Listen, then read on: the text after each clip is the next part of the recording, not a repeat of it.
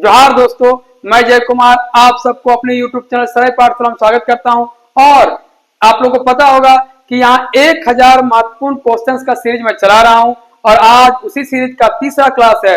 यदि आप लोग ज्वाइन नहीं किए हैं तो बिल्कुल ज्वाइन करके रखिए सरल पाठशाला को, क्योंकि आप लोगों को बहुत फायदा होने वाला है। झारखंड में जितने सारे एग्जाम होंगे उसके पॉइंट व्यू से ये सब टॉपिक बहुत ही काम देने वाला है आप लोग को। और दोस्तों, यदि आप लोग बोकारो के आसपास के रहने वाले हैं तो यहाँ पे एक झारखंड एक्साइज कांस्टेबल और जेएसएससी का एक बैच चलता है और साथ साथ में जेपीएससी और बीपीएससी का मेंस का एक बैच चलता है।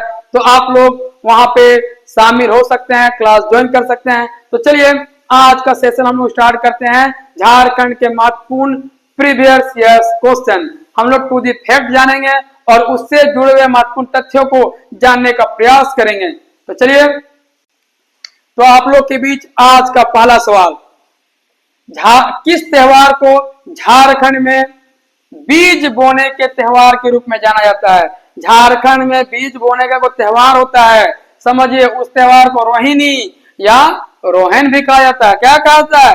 रोहिणी या रोहन कहा जाता है। यह एक ऐसा त्योहार है जहाँ पे नाच गाना नहीं होता है, जहाँ पे आपका संगीत नहीं होता है, सिर्फ त्योहार होता है। लोग पाक पकवान खाते हैं और अपना आराम से खुश रहते हैं। रोहिन जो है झारखंड का कैलेंडर का पहला त्योहार है। भी याद रखिएगा, बार बार सवाल पूछेगा आप लोग को कि झारखंड के कैलेंडर का पहला सवाल कौन है, तो कौन होगा?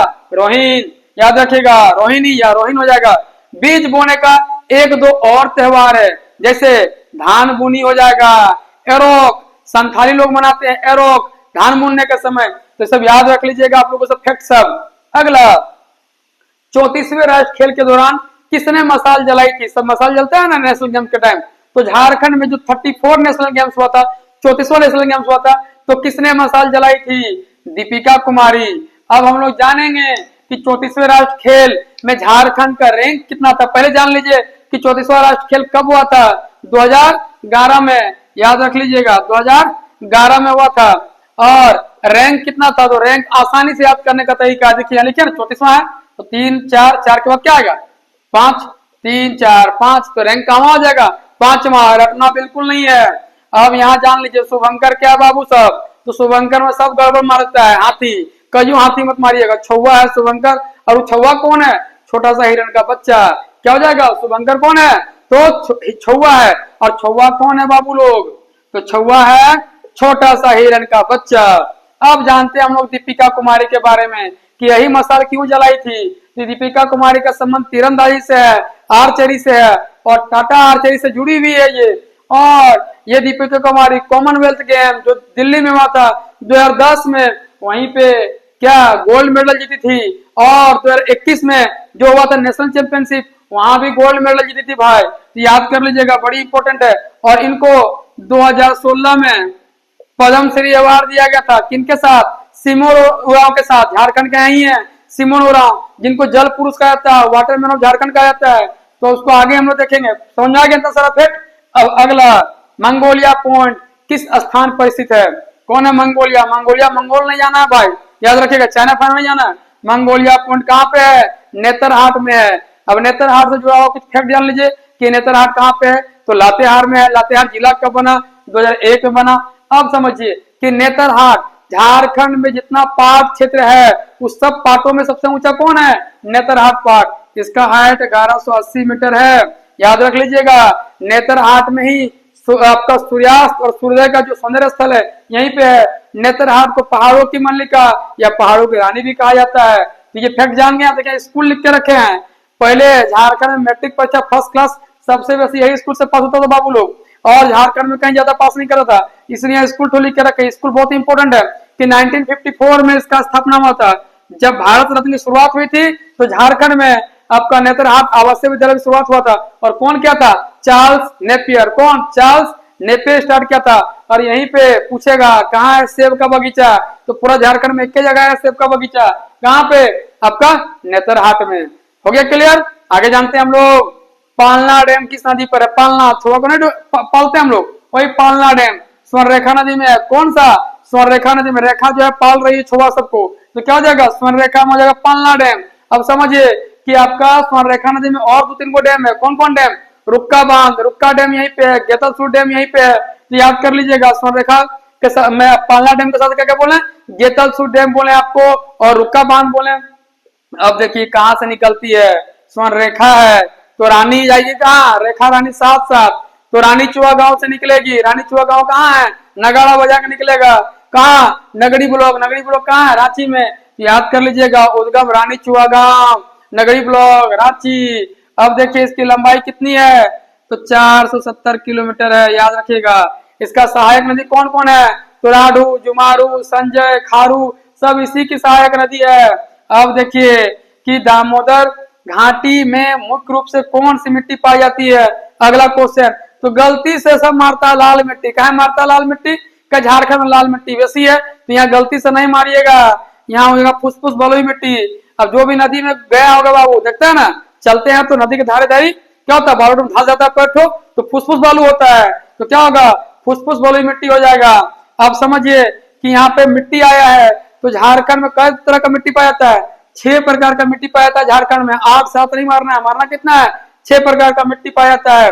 और सबसे अधिक मिट्टी कौन सा मिट्टी पाया जाता है, लाल मिट्टी। याद रखिएगा कि लाल मिट्टी खाली दामोदर घाटी क्षेत्र और राजमाल का पहाड़ी क्षेत्र, ये दोनों क्षेत्र को छोड़कर झारखंड के सभी एरिया में लाल मिट्टी है। और लगभग पूरा झारखंड का 90% भाग पर लाल मिट्टी पाया जाता है। और लाल मिट्टी का रंग लाल काहे होता है, तो उसमें आयरन ऑक्साइड पाया जाता है, लो ऑक्साइड पाया जाता है, इसीलिए लाल मिट्टी का रंग क्या होता है, लाल होता है।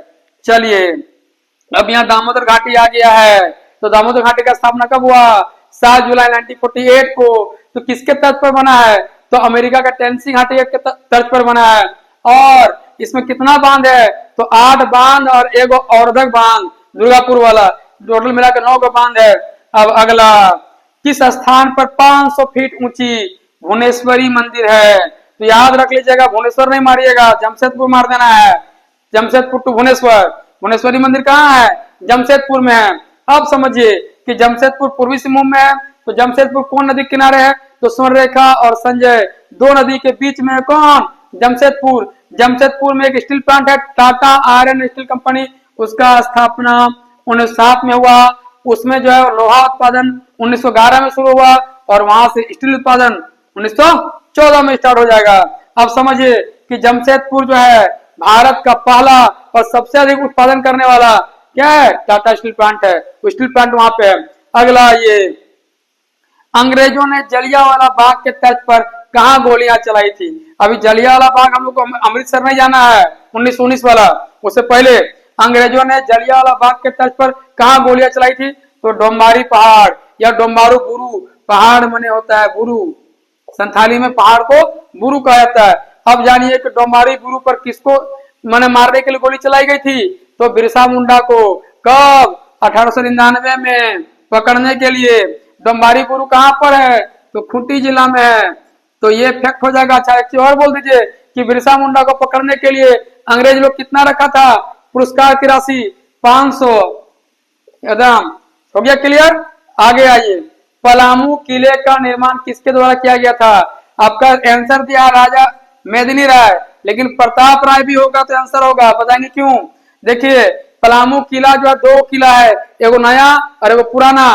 तो नया किला बनाया है राजा मेदिनी राय और पुराना किला बनाया कौन, प्रताप राय। तो दोनों आंसर देगा तो दोनों मार दीजिएगा, लेकिन नया पूछेगा तो मेदिनी राय, पुराना पूछेगा तो कौन होगा, प्रताप राय।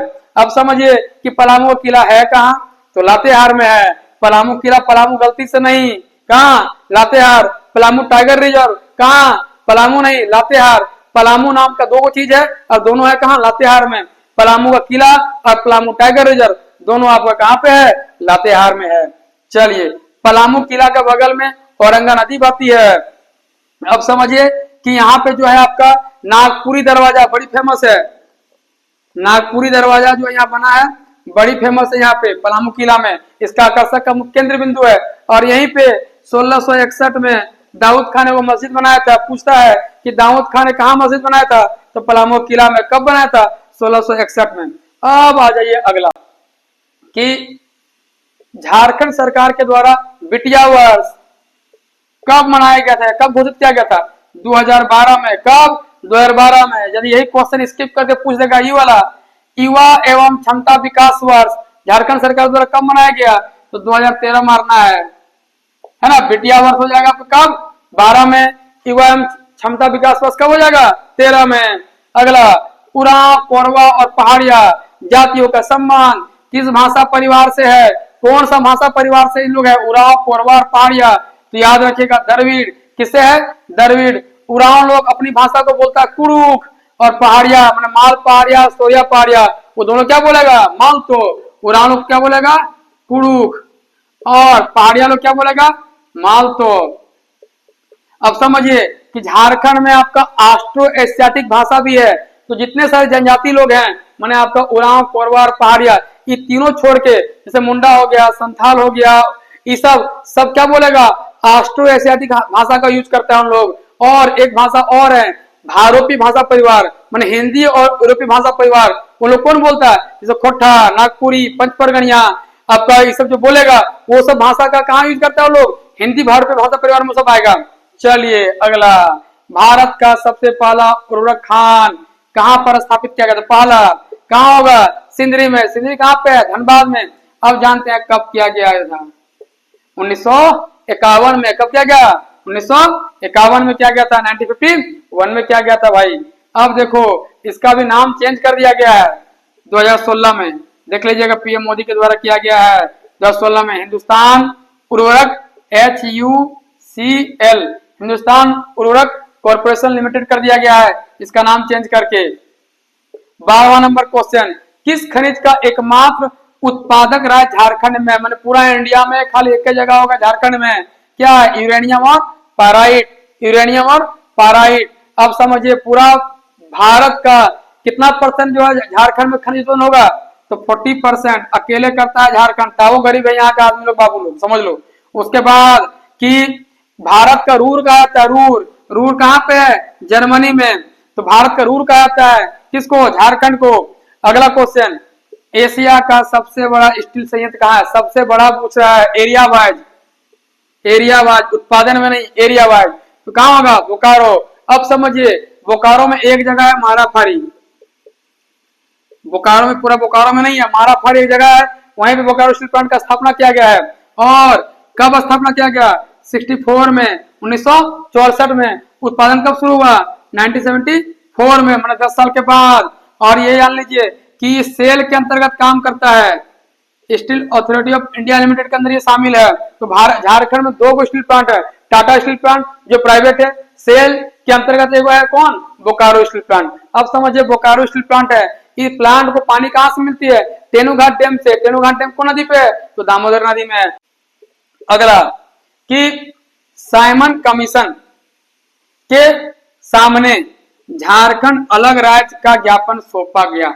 समझ लीजिए, ये क्वेश्चन आया था सीजीएल में पिछला वाला 2016 में। साइमन कमीशन के सामने झारखंड अलग राज्य का ज्ञापन कब सौंपा गया? तो 1928 में। लेकिन एक क्वेश्चन उल्टा कर देगा, पूछ देगा किसने सौंपा? तो छोटानागपुर 29 समाज ने सौंपा था। कौन? छोटानागपुर 29 समाज ने सौंपा था। अब समझिए साइमन कमीशन का गठन कब हुआ? 1927 में। इसमें एक भी इंडियन नहीं थे, सब कौन थे? इंग्लैंड के लोग थे। साइमन कमीशन का आगमन कब होता है भारत में? 1928 में। और इसी का विरोध करते हुए लाला लाजपत राय को लाहौर में लाठी से शहीद कर दिया जाता है। ये आपका लाला लाजपत राय बोले थे साइमन कमीशन गो बैक का नारा दिए थे। अगला, किस जनजाति समूह के द्वारा लिखने के लिए औलचिकी लिपि, कौन लिपि? औलचिकी लिपि का प्रयोग किया जाता है? कौन होगा? संथाल। अब जानिए औलचिकी लिपि का स्टार्ट कौन किया था? रघुनाथ मुर्मू ने किया था। कब किया था? 1941 में। औलचिकी लिपि का संबंध किससे है? संथाली भाषा से है। और इसका स्टार्टिंग कौन किया था? रघुनाथ मुर्मू किया था। कब किया था? 1941 में किया था। अब समझिए संथाल के बारे में जान लेते हैं हम लोग। संथाल झारखंड की सबसे बड़ी जनजाति है जनसंख्या के दृष्टिकोण से, और भारत की तीसरी। आप लोगों को बताएं टिक BGS, भील, गोंड, संथाल। भारत में 1 नंबर में आएगा भील, 2 नंबर में आएगा गोंड, और 3 नंबर में कौन आएगा? संथाल आ जाएगा। तो ये क्लियर हो गया पूरी चीज आप लोग को। अब समझ लीजिए और जानना है आप लोग यहाँ पे, संथाली भाषा को कब शामिल किया गया भारत की 8वीं अनुसूची में? तो याद रखिएगा 92 संविधान संशोधन 2003 में संथाली भाषा को शामिल किया गया था। तो चलिए एक बार हम लोग फिर से क्विक रिवीजन लेते हैं ताकि आप लोग याद करने में आसानी होगा। तो पहला क्वेश्चन, किस त्योहार को झारखंड में बीज बोने का त्योहार कहा जाता है? रोहिन या रोहिणी। 34वें राष्ट्रीय खेल के दौरान किसने मशाल जलाई थी? दीपिका कुमारी। मंगोलिया पॉइंट कहां पर स्थित है? नेतरहाट में। पालना डैम किस नदी पर स्थित है? स्वर्णरेखा। दामोदर घाटी के मुख्य रूप से कौन सी मिट्टी पाई जाती है?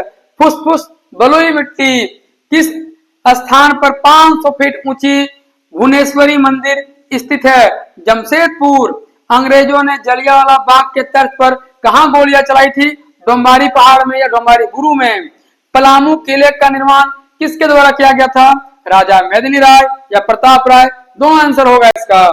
झारखंड सरकार के द्वारा बिटिया वर्ष कब घोषित किया गया? 2012 में। उरांव, कोरवा और पहाड़िया जातियों का संबंध किस भाषा परिवार से है? तो हो जाएगा क्या? द्रविड़। द्रविड़ हो जाएगा। भारत का सबसे पहला उर्वरक खान कहां पर स्थित है? सिंदरी में। किस खनिज का एकमात्र उत्पादक झारखंड है? यूरेनियम और पैराइट। एशिया का सबसे बड़ा स्टील संयंत्र कहां पे है? बोकारो में। साइमन कमीशन के सामने झारखंड अलग राज्य का ज्ञापन कब सौंपा गया? 1928 में। किस जनजाति समूह के द्वारा या किस जनजाति समूह द्वारा लिखने के लिए औलचिकी लिपि का प्रयोग किया जाता है? तो संथाल। तो आप लोग घर में बिल्कुल वन लाइनर मत पढ़िएगा।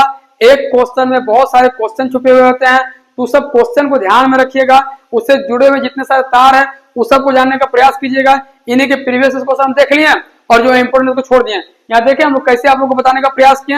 एक क्वेश्चन में बहुत सारे क्वेश्चन छुपा होता है, वो तो हमको और भी बताते हैं हम आप लोग को, लेकिन वीडियो लंबा हो जाएगा, इसलिए आप लोग को बता नहीं रहा। धीरे धीरे करके ना आप लोग को हम बताते चलेंगे कि कैसे कैसे आप लोग करना है प्रयास। तो एक काम आप लोग कर सकते हैं घर में, किस तरह का नोट्स बनाते चलिए आप लोग। इससे तीसरा क्लास आज हो गया, तो पहला दूसरा भी आप लोग देख लीजिए और उस सबको लिखते चलिए। लिखते लिखते क्या होगा, एक पतला सा कॉपी में ना सब भर जाएगा आप लोग को, और जैसे भरेगा ना फिर रिवीजन मारने में बहुत काम आएगा। फिर मेरा वीडियो देखने का जरूरत नहीं पड़ेगा कि हम क्या बोल रहे हैं नहीं बोल रहे हैं, फिर इतना वीडियो देखेगा बहुत टाइम लग जाएगा। लेकिन आप अपना कॉपी को रिवीजन मारिएगा ना भाई लोग, तुरंत रिवीजन मारा जाएगा। इतना पतला सा कॉपी होगा, 2-3 घंटा में 1000 क्वेश्चन खत्म। और 1000 में आपका 5-5 क्वेश्चन तो हर क्वेश्चन में जुड़ा हुआ है, तो लगभग 5000 क्वेश्चन खत्म हो जाएगा आप लोग का 2 से 3 घंटा में, खाली रिवीजन मारते मारते हो जाएगा। तो इसके लिए अभी आप लोगों को समय देना पड़ेगा, और मेरा भी प्रयास रहेगा कि आप लोग को तैयारी करवाता रहूं और आप लोग को एक अच्छा वे में लेके चलता रहूं। तो दोस्तों, आप लोगों ने यदि मेरा YouTube चैनल सरय पाठशाला को सब्सक्राइब नहीं किया है तो सब्सक्राइब करके बिल्कुल रखें। आप लोग को इस तरह के महत्वपूर्ण और इंपोर्टेंट सेक्शन मिलते रहेंगे। फिर मिलते हैं दोस्तों, तब तक के लिए जोहार, जय झारखंड।